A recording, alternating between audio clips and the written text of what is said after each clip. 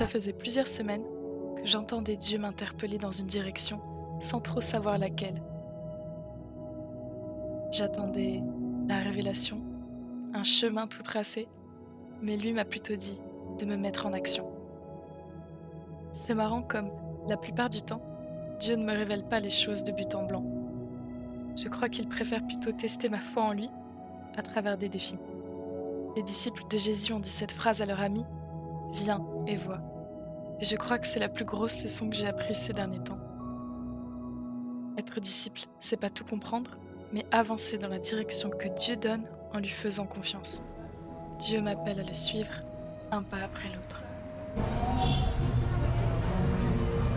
Alors que je cherchais le sens de ce fameux appel, mon église préparait un projet de voyage solidaire.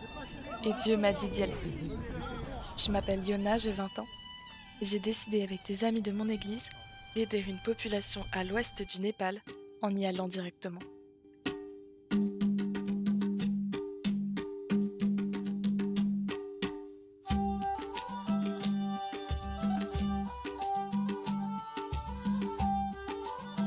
Ce voyage a bouleversé mes perspectives sur Dieu, son Église et le monde.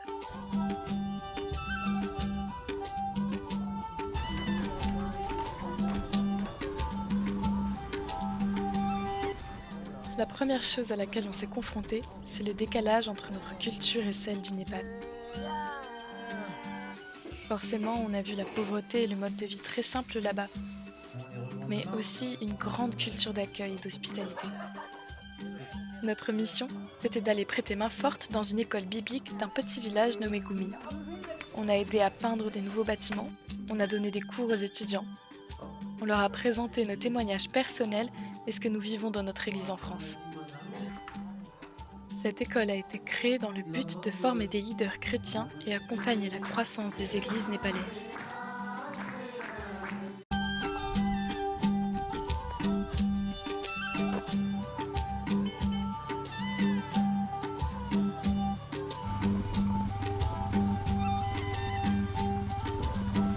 Quand on a visité les églises locales, j'ai été touchée par leur accueil et l'amour qui débordait des communautés. La louange dans l'église m'a donné un avant-goût de ce que nous pourrons vivre au ciel. C'était magnifique. Nous avons eu la chance de leur partager nos témoignages et de nous encourager mutuellement. Le Népal est à plus de 80% de religion hindoue. Les chrétiens subissent une persécution qui n'est pas très violente, mais tout de même présente, parce que parler de sa foi chrétienne publiquement est interdit au Népal, sous peine de prison. Donc ça limite beaucoup leur marge d'action. Avec notre église, on a eu à cœur de soutenir, encourager et bénir les chrétiens là-bas. Depuis quelques années, il y a un grand réveil de chrétiens, et ça s'accélère de plus en plus. Dieu agit de manière puissante au Népal. Cet homme, par exemple, nous a partagé comment il est devenu chrétien après que Dieu ait guéri sa femme de manière miraculeuse. Il est devenu pasteur et a décidé de venir étudier dans l'école de Gumi pour pouvoir enseigner la parole de Dieu de façon juste.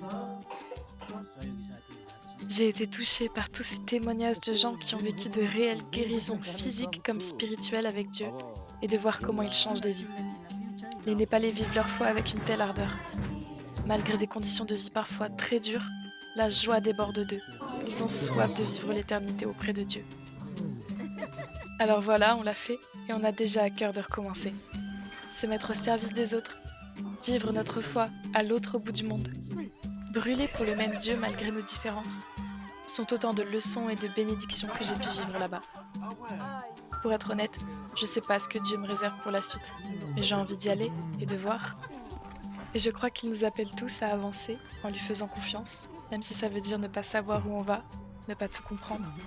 On y va et puis on verra. Et cet appel, il est pour toi aussi. Alors, qu'est-ce que tu vas lui répondre? 재밌게 거두잖아. 바이 거두. 바이.